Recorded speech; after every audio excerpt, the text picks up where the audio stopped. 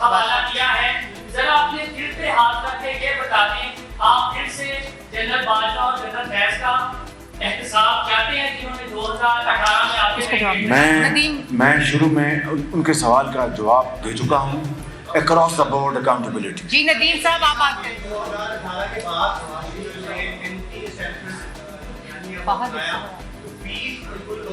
میں نے دے موقع دیں. جی جی دے سب کو دے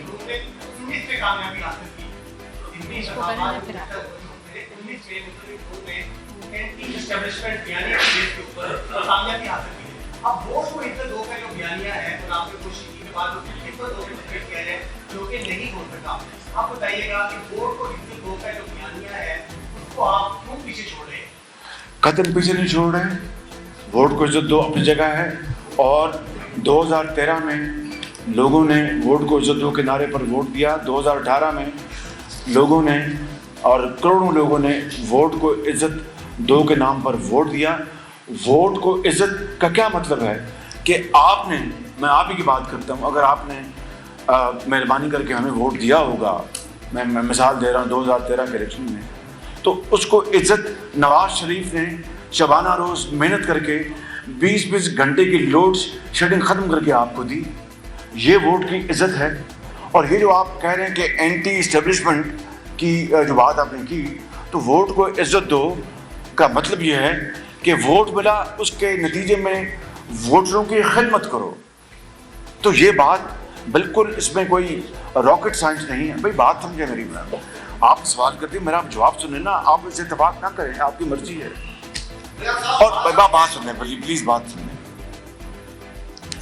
اگر اینٹی اسٹیبلشمنٹ سے ذرا سنیں, اینٹی اسٹیبلشمنٹ میں آپ جو بھی اس کا مطلب نکال لیں, اور اگر آپ کا سیدھا مطلب یہ ہے کہ اگر اینٹی اسٹیبلشمنٹ سے اگر کروڑوں لوگوں کی جو تکالیف ہیں, غربت, بے روزگاری, یتیموں کو دوائی علاج, ان کو روزگار, پاکستان کو عزت ملنا, اگر اس سے اپنا مقصود ہے اور اس سے حاصل ہوتا ہے تو مجھے بتا دیجیے. اور 76 پلیز بات سنیں, اور 76 سالوں میں یہ جو آپ اینٹی اسٹیبلشمنٹ, اور معاف کیجیے میں آپ کو تو وہ لبرل جو گروپ سے میں تشبیہ نہیں دے رہا, لیکن میں جانتا ہوں کہ بعض سو کال لبرل کہ یہ وہ جی اپنا یہاں پر یہ ہوگا, وہ کریں گے تو تب معاملہ ٹھیک ہونا نہیں ہوگا. اور جب ایسے جب واقعات ہوئے بڑے افسوسناک, وہ کہاں تھے؟ مشرف نے جب میاں نواز شریف کا اقتدار چھینا اور کارگل میں جو ایک بہت بڑا حادثہ ہوا اس کو کور کرنے کی کوشش کی, اور نواز شریف نے پاکستان کو بچایا واشنگٹن جا کر, تو اس کے نتیجے میں نواز شریف کی ہتھکڑیاں لگی, جیلیں کاٹی. وہ کہاں تھے لبرل؟ میں اور مثالیں دے سکتا ہوں.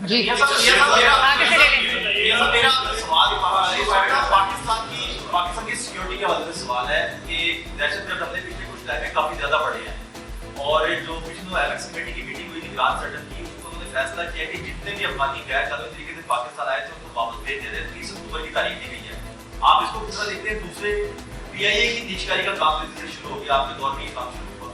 اگر قومی ادارے ساری نیچکاری کی طرف چلے جائیں گے تو مستقبل کیسے چلیں گے؟ تو شکریہ, مہربانی. دیکھیے یہ بات ہو رہی ہے وہ افغان جو کہ غیر قانونی طور پر پاکستان میں موجود ہیں, اور یہ خالی غیر قانونی افغان نہیں, غیر قانونی لوگ جو پاکستان میں موجود ہیں, یہ ان کے خلاف یہ ایک پالیسی بنائی گئی ہے. نمبر 1.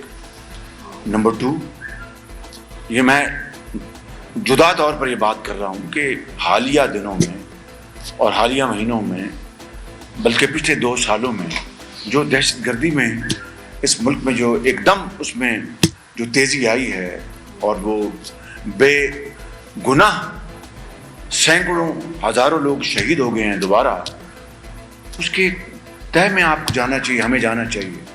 میں اس بات کا, آپ بھی گواہ ہیں کہ اس وقت کے وزیر اعظم نے کیا کہا تھا کہ ہم ان کو یہاں رکھیں گے, ان کے بچوں کو بھی یہاں رکھیں گے. اور جیلوں سے 700 لوگ دہشت گرد جیلوں سے کس نے چھڑوایا؟ میں نے تو نہیں چھڑوایا تھا. اگر آپ کو پاکستان کے کروڑوں بچوں، ماؤں اور بہنوں اس ملک کا امن کا احساس ہے، جو کہ ہے آپ کو، تو پھر ضرب عضب اور رد الفساد میں جو قربانیاں دی گئیں اس کو ہمیں اپنے پیش نظر رکھنا چاہیے۔ دوسری بات آپ نے کی وہ یہ ہے کہ نشکاری کا، جو پی آئی کی بات میں نہیں کر رہا، اسٹیل مل کی بات میں نہیں کر رہا، میں ان تمام اداروں کی بات کر رہا ہوں جن کو آپ انگریزی میں ایس او ایز کہتے ہیں، اسٹیٹ اونڈ انٹرپرائزز، یعنی سرکاری ادارے جو بنائے گئے پچھلی دہائیوں میں۔ 700 ارب روپے سالانہ، 700 ارب روپے سالانہ اس میں ڈوب جاتے ہیں، سالانہ۔ بھائی ہاں بالکل، آپ سواری نشان دیکھیں، میں آپ کو فیکٹس بتا رہا ہوں، 700 ارب روپے۔ اب بتائیے یہ کس کا پیسہ ہے؟ اس غریب قوم کا، ٹیکس گزار کا، ایک سیلڈ کلاس کا، وہ لوگ جو ایمانداری سے ٹیکس دیتے ہیں، یا قرضوں کا ہے۔ تو کیا یہ پیسہ 700 ارب روپے اگر آپ سالانہ ڈبو رہے ہیں ان اداروں میں، تو پھر یہ ملک کس طرح بحال ہوگا؟ اسی سے جڑا ہوا ایک اور پوائنٹ میں بتا دیتا ہوں، آج میرا مقصد نہیں تھا لیکن چونکہ آپ نے بات کر دی، یہ ایڈیشنل ٹیکس لگانے کی میں ابھی بات نہیں کر رہا۔ اس کو جو ٹیکسز لگے ہیں، چاہے وہ امپورٹ ڈیوٹیز ہیں یا کسٹمز ڈیوٹیز ہیں، کسٹمز کی مد میں سینکڑوں ارب روپے جو ہیں وہ بالکل سائفن آف ہو رہے ہیں، برباد ہو رہے ہیں، ڈوب رہے ہیں بالکل۔ کیا یہ اسٹیٹ کا اگر غریب آدمی کو، یتیم کو، بیوہ کو، اس کو علاج مہیا کرنا ہے، روزگار دینا ہے، تعلیم دینی ہے، یہاں پر سڑکات بنانی، زراعت کو، صنعت کو، اگر ملک کو آگے لے کے جانا ہے، تو اگر وسائل آپ پیدا نہیں کریں گے اور اس طرح وسائل جو مانگے تانگے کے ہیں ان کو ہم ڈبو دیں گے، تو پھر خدا حافظ ہے ہمارا۔ جی فیصل بات کریں، فیصل بات کریں، فیصل یہ سب یہ بتا دیجیے گا کہ ایک تو آگے جو ہے وہ آپ یہ کہہ رہے ہیں کہ ہمیں حکومت کرتی ہے تو ہم معیشت کو ٹھیک کریں گے، ڈیفینیٹلی ٹارگیٹ، لیکن اس کے علاوہ یہ بتا دیجیے گا 3 دفعہ ایک ڈسی گئی ہے نواز شریف صاحب کو ڈسا کے، جس کا آپ ذکر بھی کرتے رہے اپنے جلسوں کے اندر، تو اسٹیبلشمنٹ بھی اس بات کو کہہ چکی ہے کہ ریٹائرڈ جنرل ہیں انہیں آپ لوگوں کی طرح ٹریٹ کیا جائے۔ تو آپ کو نہیں لگتا کہ ان ریٹائرڈ جنرلز کا جنہوں نے میاں صاحب کے ساتھ یہ کیا انہوں نے عدالت کا نشان بنایا جائے تاکہ پریسیڈنٹ ہے؟ اس چیز کو بتا دیجیے گا کہ کیا آگے آپ ایسا؟ دیکھیے آپ نے وہ راستہ تلاش کرنا ہے اور وہ آپ نے سفر اختیار کرنا ہے جہاں پر اس ملک کی جو تقدیر ہے وہ بدل جائے، پاکستان کا بیکاری پن ختم ہو جائے۔ ایزیئر سیڈ دین ڈن، رات رات نہیں ہوگا۔